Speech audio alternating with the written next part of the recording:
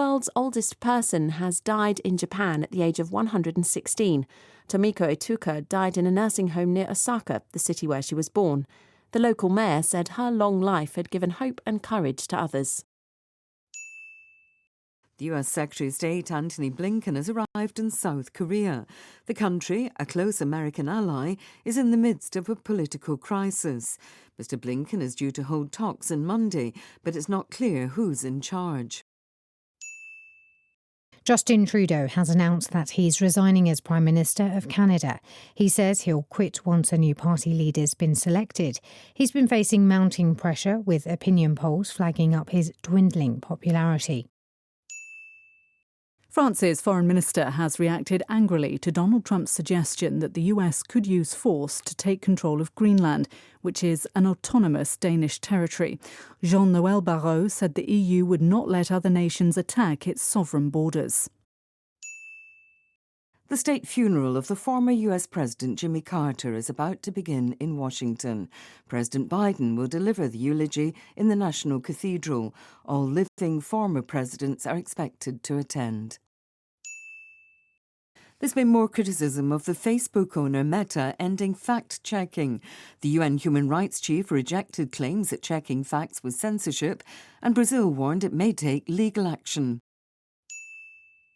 Joe Biden has awarded the Presidential Medal of Freedom, America's highest civilian honour, to Pope Francis. In the citation, Francis is described as the people's pope. Mr. Biden is only the second Catholic president and has met Pope Francis on several occasions.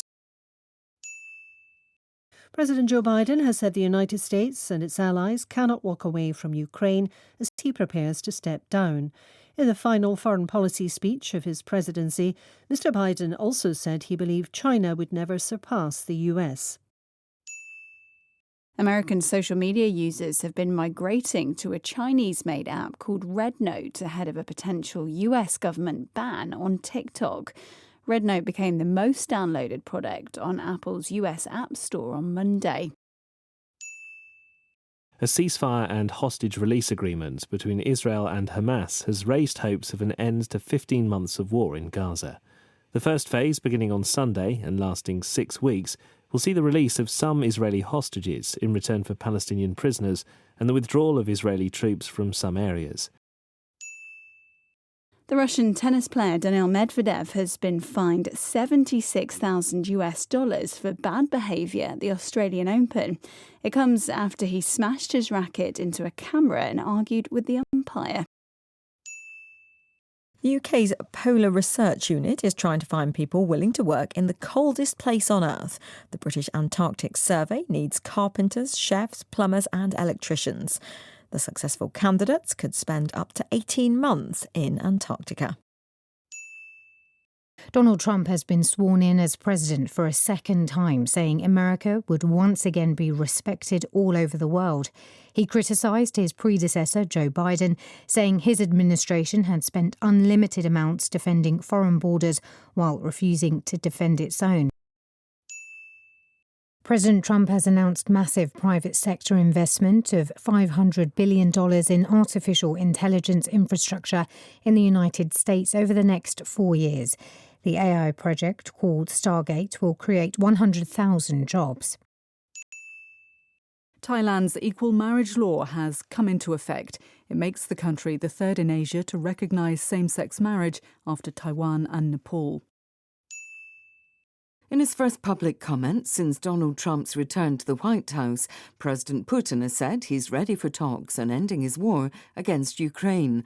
The Russian leader called Mr. Trump intelligent and pragmatic and said the war could have been avoided if he had won the US election in 2020. The CIA has adjusted its official stance on the origins of COVID-19, saying it now believed the virus was more likely to have leaked from a Chinese laboratory than to have been transmitted by animals. Poland has hosted a day of sombre ceremonies to mark 80 years since the liberation of Auschwitz-Birkenau, the Nazis' most notorious death camp. About 50 Holocaust survivors braved freezing temperatures to attend commemorations. More than 1 million people, most of them Jewish, were killed at the camp during the Second World War. The US chipmaker Nvidia has suffered the biggest single-day loss in US market history as investors respond to the development of a low-cost AI chatbot by a Chinese company. Its value fell by 17%. The chatbot, launched by the Chinese firm DeepSeek, has become the most downloaded free app in the United States since its launch earlier this month. Britain's finance minister has given the government's backing for a third runway at Heathrow Airport. Rachel Reeves says the expansion would be in line with strict rules on noise, air quality and carbon emissions and would create 100,000 jobs. 시청해 주셔서 감사합니다. 다음 시간에 뵙겠습니다.